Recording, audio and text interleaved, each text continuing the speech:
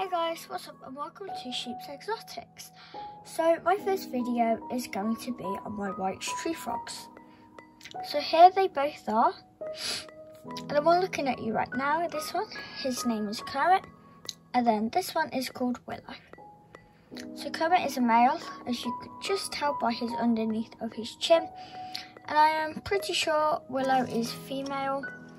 I'm not exactly sure though.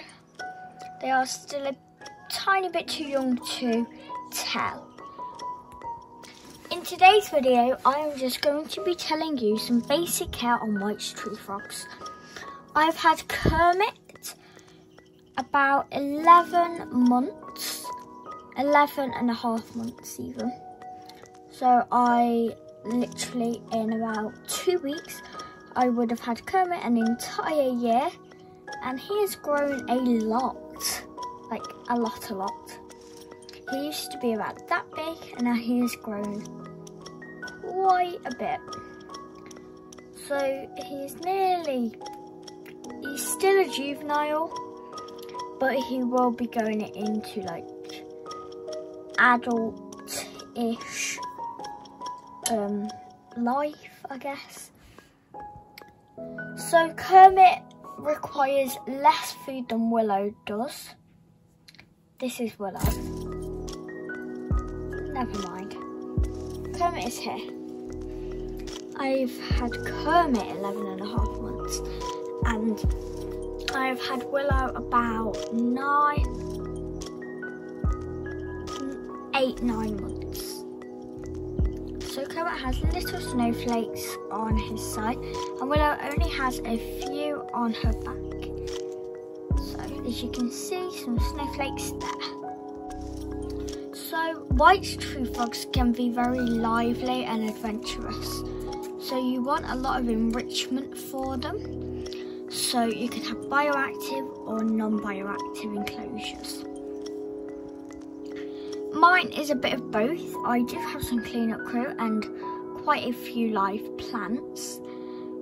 But I also have like fake plastic decor. But both do the exact same. They provide enrichment. Live plants and bioactive enclosures can be easier to manage, but also can be harder to manage.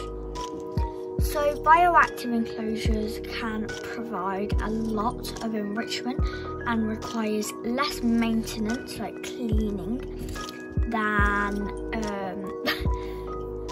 careful Kermit, than fake enclosures do.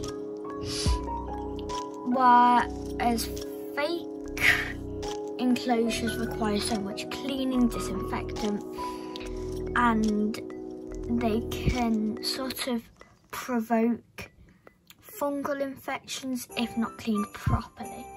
But either way, they both have their risks and they both have their benefits. It's up to you what you want, but both are completely safe. Just you have to do a lot of research into it. So I'm going to be talking about feeding now. So you can feed your frogs a lot of things. So right here is my locust like enclosure thing. I am going to transfer them into a feeding box in a bit. But as you can see, I've just put in a bit of veggies for them to eat. And this means gut feeding them. So you should always gut load or gut feed your insects before you feed, because this it gives them a lot of nutrients and helps your frogs to grow.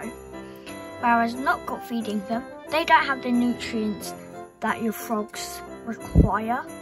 So that can also cause many problems like growing, etc, etc. But you should always dust your insects before you feed. I'm going to get mine right now. So this is what you should dust them in. It's called calcium dust. and it is a high dusting calcium powder for reptiles and amphibians. So just like how we have to have calcium in order for our bones to be strong and to function properly, reptiles and amphibians need it as well to grow and make them stronger. It's quite simple, really. So you can get this from your local pet shop or you can order it online. It is literally just calcium powder. So it's roughly around £10 or $10, euros, whatever. In your currency, it's roughly from 10 to 15 pounds, euros. You know, whatever. It just helps them. When feeding, it is very good to have an idea of how much and how often you need to feed your frogs. So typically with babies, they should be getting around 2 to about 5 crickets every day.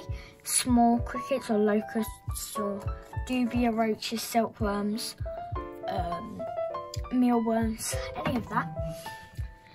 Juveniles, around 6 months to about a year, they should be getting around 2 to 5 crickets a day as well, with 1 or 2 days off of feeding. Then adult frogs, you should be feeding around less but bigger crickets or locusts or whatever around every 2nd day. So if you feed them on Monday, you will feed them again on Wednesday, and then Friday, and then Sunday.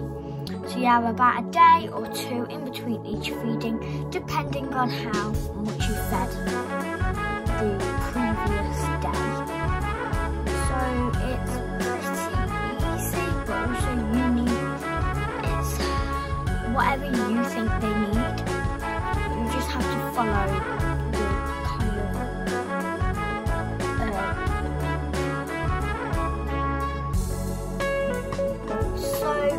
insects that you can feed are woodlice, crickets, locusts, dubia roaches, silkworms,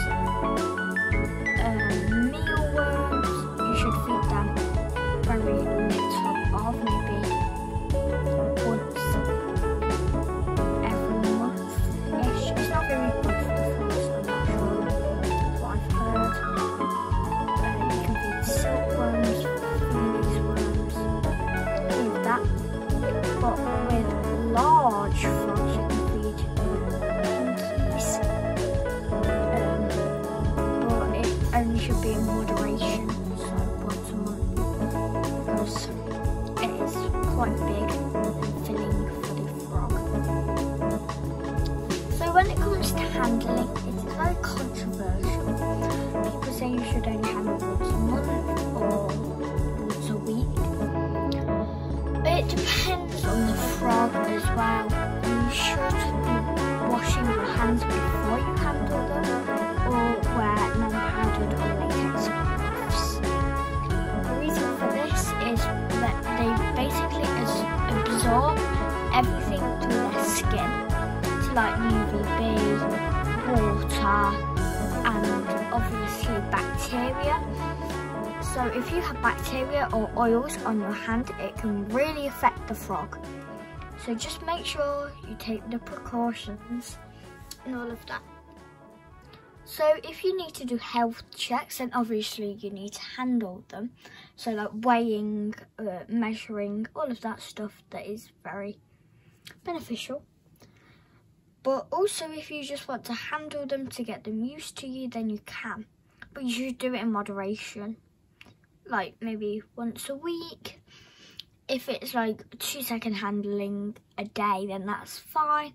Just white tree frogs don't really get stressed out when handling, so it's really up to you how much you handle, but just be cautious that, you know, your frogs to absorb them oils and bacteria through their skin.